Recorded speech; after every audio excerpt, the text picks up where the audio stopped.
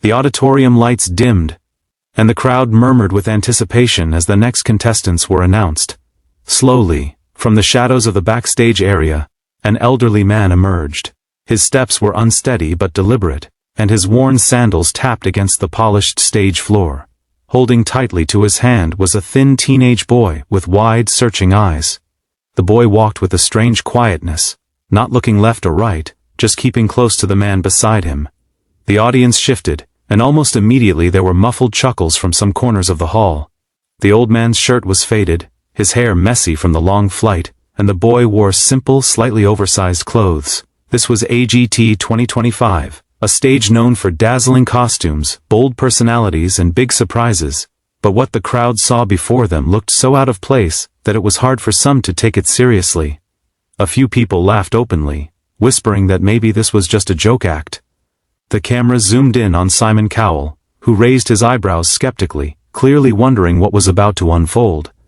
One of the judges leaned forward and asked the pair to introduce themselves. The man's voice cracked with nervousness as he spoke in broken English, his accent carrying the warmth and struggles of a life spent far from stages like this one. He said he was from Cebu, a province in the Philippines, and that the boy beside him was his son. He added softly, "Oh, my son, he cannot hear. But I want the world to see his gift." There was a stunned silence. Some of the audience members lowered their eyes, embarrassed at having laughed just moments earlier. Still, a cloud of doubt lingered in the air. How could a deaf child perform on one of the biggest talent stages in the world? Even the judges exchanged doubtful glances, unsure whether they were about to witness something miraculous or painfully awkward. The boy stood quietly, his face unreadable, while his father gently squeezed his hand as though transferring his courage into him. The stagehands placed a piano at the center of the stage. The boy walked toward it slowly, his steps deliberate, his head tilted slightly as though listening to vibrations no one else could hear. The old man gave a small nod of encouragement, and his son took his seat. The lights softened, a hush swept over the room, and the first note echoed. But the boy was not listening with his ears, he was feeling with his soul. His fingers moved across the keys with astonishing precision, flowing like water from one note to the next. The audience's earlier doubts evaporated instantly as the melody filled the hall. It wasn't just music.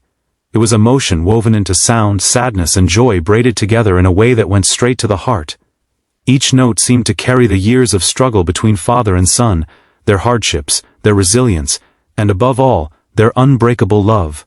People who had laughed before were now leaning forward, eyes wide, jaws slack. Some covered their mouths in disbelief. Others wiped tears as the performance grew in intensity. The boy's head swayed slightly with a rhythm he could not hear but somehow felt deep inside. The father stood just to the side, his hands trembling, his chest rising and falling rapidly as if he too was playing each note with his son. The judges looked at one another, their skepticism replaced with awe. How could someone who had never heard sound play music so pure, so full of life? The moment transcended logic. It was beyond explanation. As the music reached its peak, the boy's fingers danced faster and stronger, his entire body immersed in the vibrations that pulsed through the piano. The audience rose to their feet almost in unison, unable to contain their emotions. Tears streamed down cheeks across the room, and people clasped their hands to their hearts. It was as though the boy's music was telling a story without words, one that every soul in the hall could understand, and just as suddenly as it had begun, the final note rang out and lingered in the air before fading into silence. For a second, the hall was frozen in stillness. Then the eruption came. The audience exploded into applause, clapping, cheering, shouting his name. Some people whistled, others jumped up and down. The boy looked uncertain, unable to hear the roar of love directed at him. He turned to his father with a questioning look, and the old man, his face wet with tears, nodded and embraced him. That simple hug carried a universe of meaning.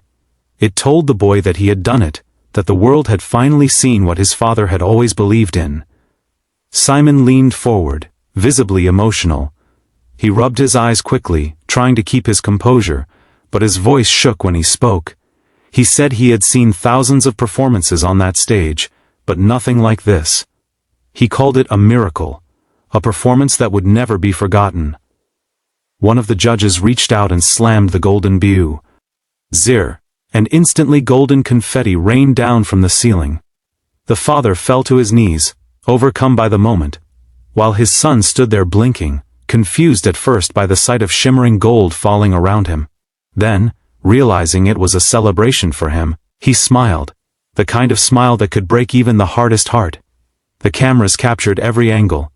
The old man sobbing with gratitude, the boy wrapping his arms tightly around his father, the judges clapping with tears in their eyes, the audience screaming with joy. It was more than just a performance. It was redemption for a father who had carried years of ridicule and struggle, mocked for daring to dream beyond poverty, beyond disability, beyond limitation. It was a victory for a son who, though unable to hear the world, had just made the world listen to him in the loudest way possible. The confetti continued to fall, covering them like a blessing, while the crowd refused to sit down, chanting, clapping, and crying. That night on AGT 2025, what began as laughter ended in tears of awe and respect. The old man from Cebu, who had walked in mocked for his frailty, walked off as a hero holding his son's hand. The boy who had once been called broken proved that his spirit, his gift, and his courage were louder than any sound. The performance would live on long after the confetti was swept away, remembered not only as an act of music, but as a story of love, resilience, and the triumph of the human soul.